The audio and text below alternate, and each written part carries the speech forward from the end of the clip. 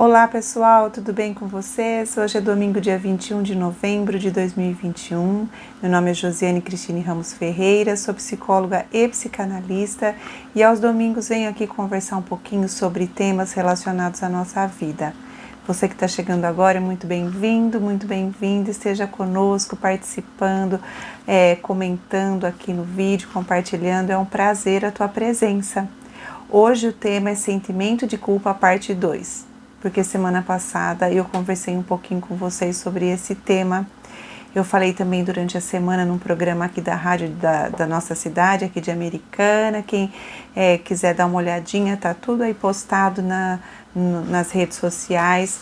E espero poder ajudar com as reflexões e que nós possamos juntos pensarmos sobre esse sentimento tão importante que impede muitas vidas de realizarem os teus sonhos, projetos. Muitas vidas ficam paralisadas, ficam travadas por conta do sentimento de culpa.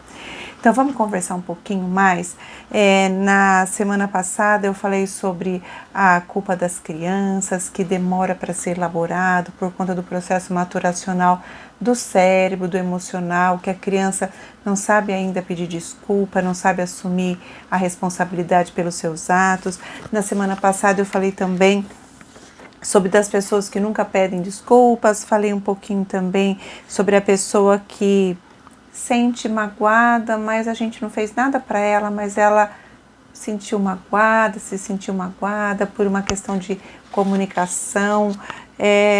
A pessoa que se sente culpada por tudo, por exemplo, perdão por eu existir. Sabe a pessoa que pede desculpas de várias coisas toda hora?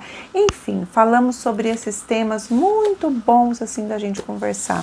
Então dê uma olhadinha lá no vídeo anterior, quem quiser.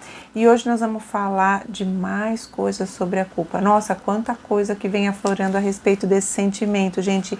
E vamos pensar, vamos refletir, vamos pensar juntos aqui e propagar isso para que muitas pessoas possam serem ajudadas com relação a essas questões. Então eu quero falar primeiro quando a pessoa não se sente responsável pelo que ela fez. Porque a culpa é isso, né, gente? É quando a gente infringe uma lei, alguma regra, alguma norma, algum princípio, alguma crença e a gente sente que fez algum dano a alguém.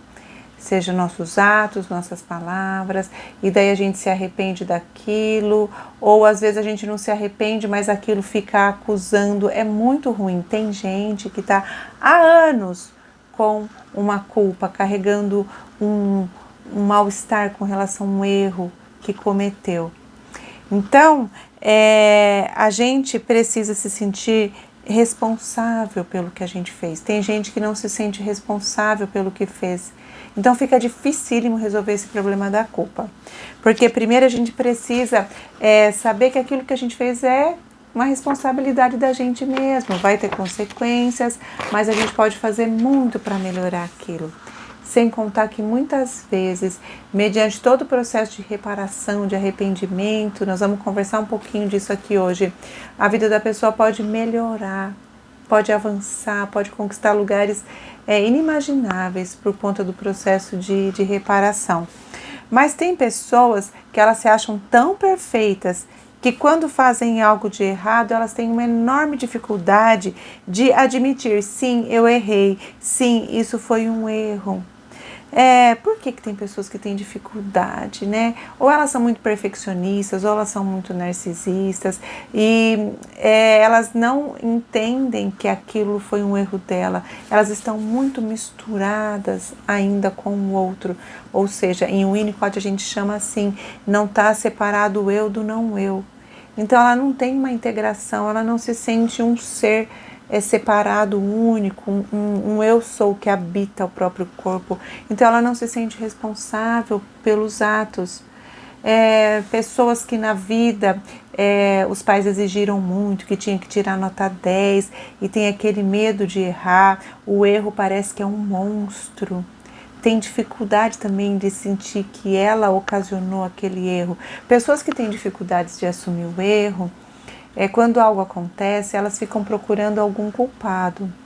ou é o esposo, a esposa, os filhos, a sogra, o pai, a mãe, os irmãos, o governo. E, gente, isso é tão sério, porque quando a pessoa não assume a responsabilidade, ela joga a culpa no outro, se encontra no ambiente alguém que está quase pedindo, joga a culpa em mim que eu assumo, porque tem gente assim também, que assume a culpa de tudo. Então, se tem no ambiente alguém que não assume a responsabilidade e um outro alguém que assume toda a responsabilidade, tá aí o pai perfeito, né? Então, nós temos que entender tudo isso e ver que quem é responsável pelo ato tem que assumir a responsabilidade, assumir as consequências e fazer a reparação daquela situação. Agora, tem gente que não sabe fazer a reparação também. O que é isso? Quando a gente faz algo errado, a gente tem que entender que aquilo é humano, a gente erra, que faz parte da nossa natureza humana, o erro. A gente não quer errar, né? A gente não quer errar muitas vezes, mas, como diz o ditado, né? Às vezes o leite derrama. E aí a gente se distraiu um pouco, o leite caiu, então a gente tem que ir lá e consertar, né? Então a gente precisa entender que aquilo foi um ato de responsabilidade da gente, se arrepender, né, e fazer a reparação. Arrependimento, gente, envolve mudança de atitude. Se uma pessoa assume a responsabilidade, se arrepende, mas daqui a pouco ela cai no mesmo erro, então ela fica numa repetição do erro, nós temos que dar uma olhadinha por que essa pessoa está repetindo esse erro tantas vezes. É muito importante procurar um terapeuta para te ajudar a entender por que você fica caindo nesses erros toda hora. Tem uma explicação, gente, para tudo a gente vai buscando a compreensão e o amadurecimento para a gente melhorar a cada dia. Mas falando da reparação, que é um outro ponto bem importante, tem pessoas que não conseguem reparar, elas acham assim, que elas erraram e agora está tudo quebrado, a vida está quebrada. Então, enquanto uns não assumem a responsabilidade pelo que fez, não assumem o erro, a culpa é do outro, há aqueles que quando eles assumem, ficam desesperados porque acham que não tem conserto. Você já passou por isso na sua vida? Fez algo errado, falou, nossa, agora manchou aquela folha branca, né? Tem uma marca. Sabe, igual o carro novo, né? Que faz um risco, fala, o carro não é mais novo. Gente, é uma bobagem tudo isso. Quando a gente erra, a gente pode ter um aprendizado enorme com o nosso erro. A gente pode melhorar a nossa vida depois da reparação daquilo. É muito importante que a gente possa aprender a lidar com isso. Quando você era pequeno, você quebrou alguma coisa na sua casa, um vaso, um brinquedo? Todos nós acho que passamos por isso, né? Como que a família lidou? Ou como você lida com teu filho, com as crianças ao teu redor quando isso acontece? A gente fica com raiva, né? Quando quebra alguma coisa que a gente gosta. Mas a gente vai falar o que para essa criança? Quando você era criança, o que seus pais falaram? Pelo amor de Deus, você é só apronta, você faz tudo errado, você não serve para nada, você não presta para nada. Olha o que você faz tudo errado. Ou quando você quebrou alguma coisa, os seus pais disseram, eu não gostei que você quebrou, fiquei chateado, tudo mais, mas a gente vai consertar, tá tudo bem. Vamos consertar. O Winnicott conta uma história que quando ele era criança, ele quebrou o nariz da boneca da irmã. E ele lembra esse episódio, o pai esquentando o nariz da boneca de cera, né, esquentando, acho que na vela ali, derretendo e consertando o narizinho da boneca. Ele diz que foi tão importante para ele ver que ele estragou e aquilo teve um conserto. Gente, isso é aliviador. Tem a ver com as questões da nossa agressividade, de ver que a gente não é destrutivo e destrói tudo por onde passa. É horrível a criança sentir que ela é só destrutiva, que ela destrói tudo por onde passa. Ela tem que saber que ela tem uma força, mas que essa força tem uma largura, uma altura, uma profundidade, um peso. Essa agressividade, ela tem uma forma e ela não destrói tudo. E quando destrói, tem como reparar. Quando a mãe fala, vamos consertar o vaso, tudo bem, a gente compra um outro assim que der. Quando tem conserto, chama a criança para consertar, isso faz uma diferença enorme. Então, se você passou por isso, que bom, então quando erra tem como reparar, tem como você falar, puxa vida, errei, deixa eu lá pedir desculpa para aquela pessoa. É dificílimo a gente pedir desculpas, né, gente? A gente preferiria não ter que passar por isso. Mas é libertador, aliviador quando a gente pede desculpas, porque a gente alinha a nossa vida e a gente evolui um pouco mais. Reconhecer o erro, se arrepender, mudar de atitude, procurar não fazer mais aquilo, né, que nos magoa, que magoa o outro, pedir desculpa, fazer acerto, isso faz parte da dignidade humana, da nossa integridade, da nossa integração, e isso nos ajuda a viver. A reparação é bem importante. Agora, falar nunca vou errar, nunca erro, é sinal de que não tem maturidade quem fala que nunca erra, né? Como a criança pequena que não tem maturidade ainda, e nem cerebral e nem emocional, e ela não consegue ver que o que ela faz tem a ver com ela, é no desenvolvimento que ela vai entendendo que ela é responsável por aquilo.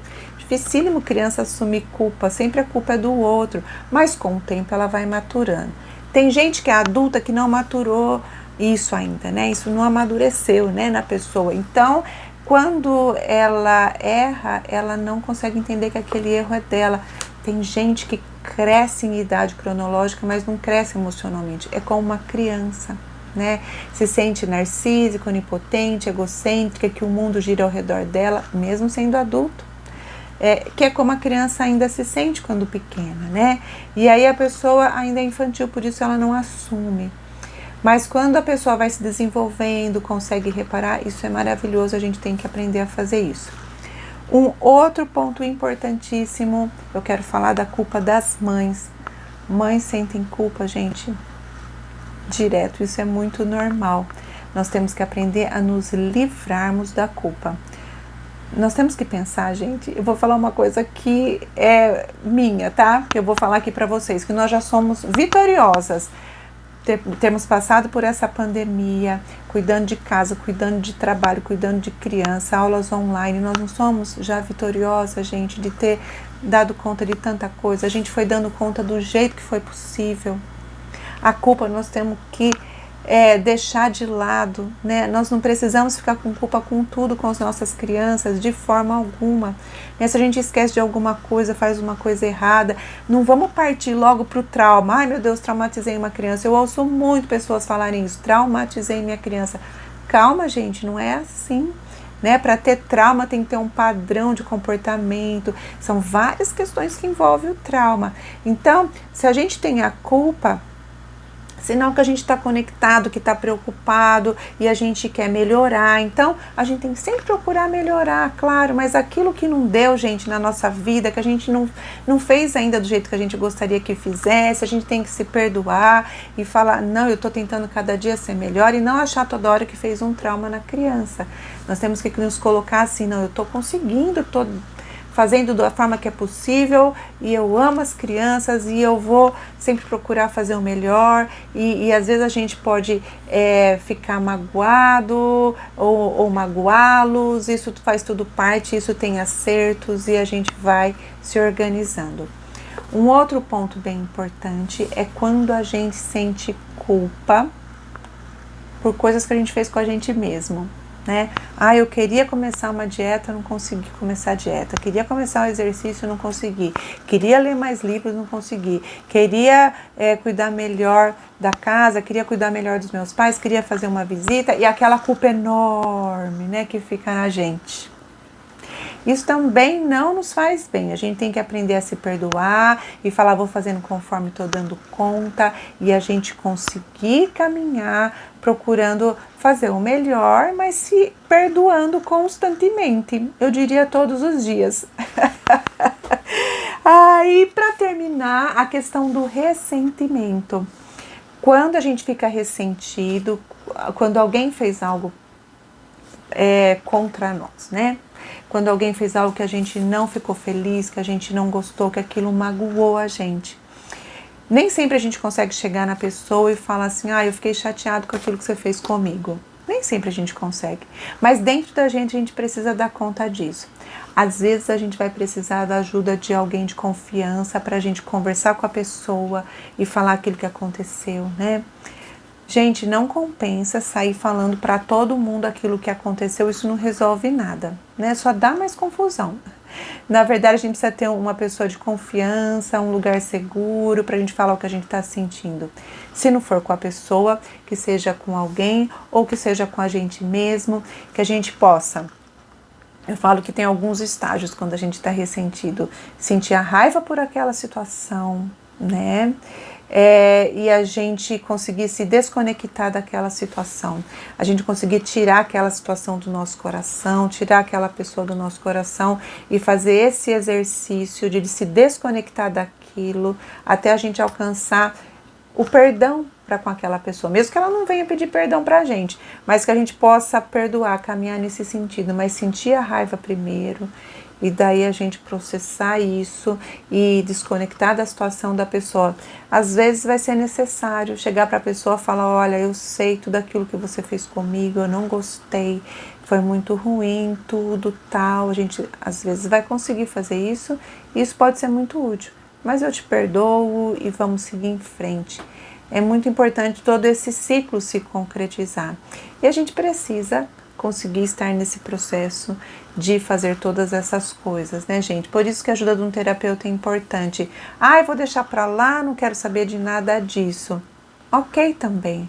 Só que eu avalio, gente, que a nossa vida, ela evolui muito mais, ela caminha muito mais, a gente alcança muito mais os nossos objetivos quando a gente tem alinhado tudo isso dentro da gente. Enfim, por último mesmo agora, eu quero fazer um convite para vocês. No dia 11 de dezembro, das 14h30 às 15h30, nós vamos fazer o fechamento desse semestre com relação a esses grupos que nós fizemos durante o ano. Se você está chegando pela primeira vez aqui, só dando notícias para vocês aí, durante o ano nós nos encontramos aqui pelo Zoom, falando sobre vários temas como depressão, suicídio, luto, como ajudar alguém emocionalmente. Nessa época de pandemia a gente se encontrou bastante por aqui. Foi um prazer enorme, gostei demais de estar com vocês. E agora nós vamos fechar esse semestre num encontrão aqui com todos vocês que quiserem participar. Mas eu não participei de nenhum grupo, não tem problema, venha também para o fechamento, porque eu pretendo fazer, abordar as partes mais importantes de todos esses temas e que a gente possa conversar um pouquinho e encerrar esse ano que foi tão difícil para a gente e ao mesmo tempo de tantos aprendizados. Enfim, gente, espero que eu tenha contribuído aí com vocês, desejo a todos uma excelente semana. Se precisarem de alguma coisa, podem entrar em contato no 19997461390. Lembrando que nós temos nossos grupos de estudo em Winnicott também, para os profissionais que se interessarem por este autor, nossos grupos de supervisão também, que a gente se encontra para discussão de caso clínico. Vocês profissionais estão todos convidados também. E toda a comunidade também convidada para o dia 11 de dezembro. Eu vou deixar disponível o link aqui da inscrição para esse encontrão nosso aqui de fechamento do semestre. Tá bom, pessoal? Um abração, uma ótima semana, até mais.